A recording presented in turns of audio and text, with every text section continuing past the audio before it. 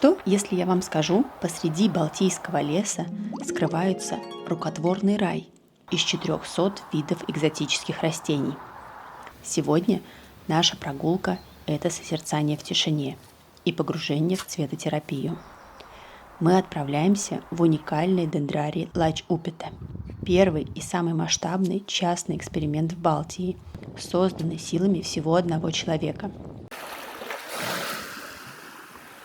Признаюсь вам, планируя эту съемку, я совершила тактическую ошибку. Увидев в новостях, что в городских парках уже вовсю цветут рододендроны, я запрыгнула в машину и помчалась сюда. Но не учла, что у самого моря климат строже. Здесь период буйства красок еще не начался. Впрочем, я ни разу не пожалела. Вместо ярких бутонов меня встретило такое ошеломительное море оттенков зеленого, от которых просто невозможно отвести глаз.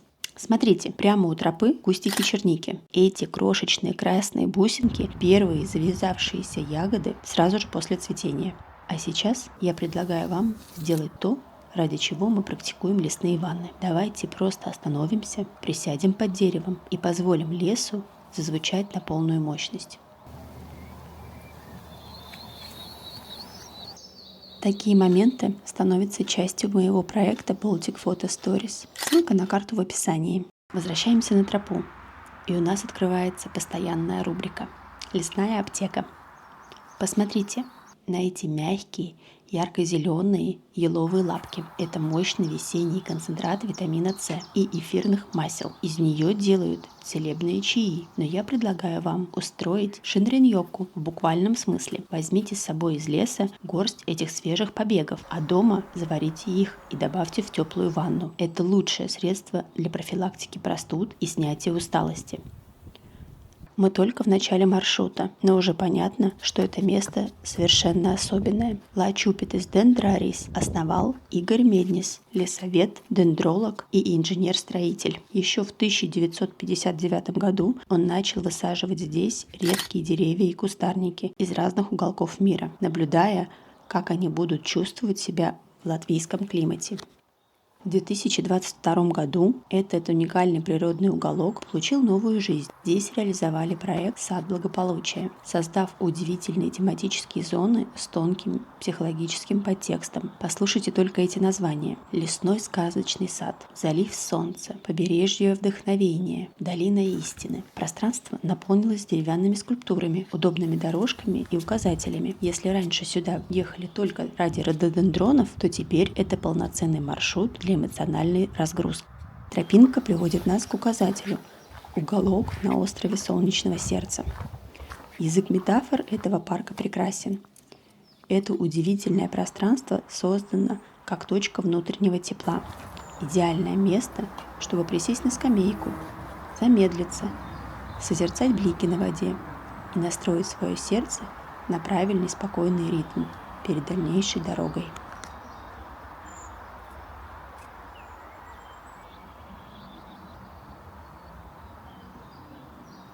А теперь добавим немножечко физической активности, ведь движение – это тоже часть терапии. Мы вышли к интересной зоне с кинетической тропой. Все спортивные снаряды, подвесные мостики между деревьями сделаны исключительно из дерева. Здесь есть босоногая тропа, качели и даже уютное место для пикника. Знаете, листая архивы нашего канала, я поймала себя на мысли. Мы ведь чаще всего гуляем именно вдоль рек. Но реальность оказалась иной. Большую часть маршрутов Балтии забирают бескрайние леса, морские пляжи и топкие болота. А вот на такие речные долины приходится всего каких-то 5%. Получается, интуитивно я выбираю для наших встреч самые редкие уникальные места.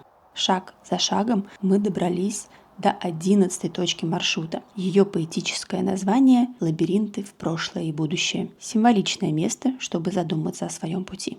А вот и те самые кусты рододендронов. Они еще только набирают бутоны, но сила технологий позволит нам заглянуть в будущее. Посмотрите, какая сказочная красота расцветет здесь в июне.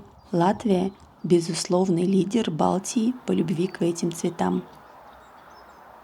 Впереди показался главный визуальный символ Лач-Упете – сказочная избушка. Ее возвел сам основатель Игорь Меднис. Этот крошечный домик служил ему временным жильем, укрытием от непогоды и складом для инструментов, пока он долгими годами высаживал свой экзотический сад.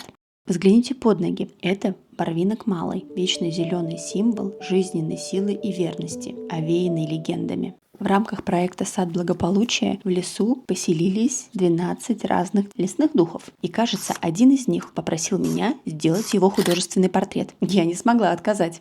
Всматриваясь в эти пейзажи, поражаешься масштабу. Игорь Меднис работал без институтов и госбюджетов, лишь советуясь с ботаническим садом. На 7 гектарах земли он совершил титанический научный труд, собрав 60 видов хвойных и 350 лиственных растений со всего мира. И этот подвиг получил заслуженное признание. В январе 2001 года Кабинет министров официально включил дендрарий Лачупита в список особо охраняемых природных памятников Латвии.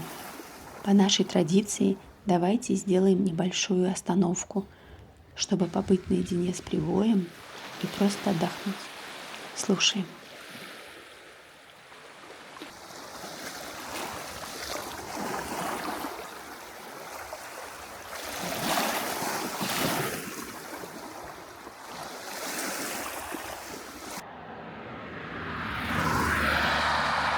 Спасибо, что прошли этот путь вместе со мной. До встречи в следующей истории.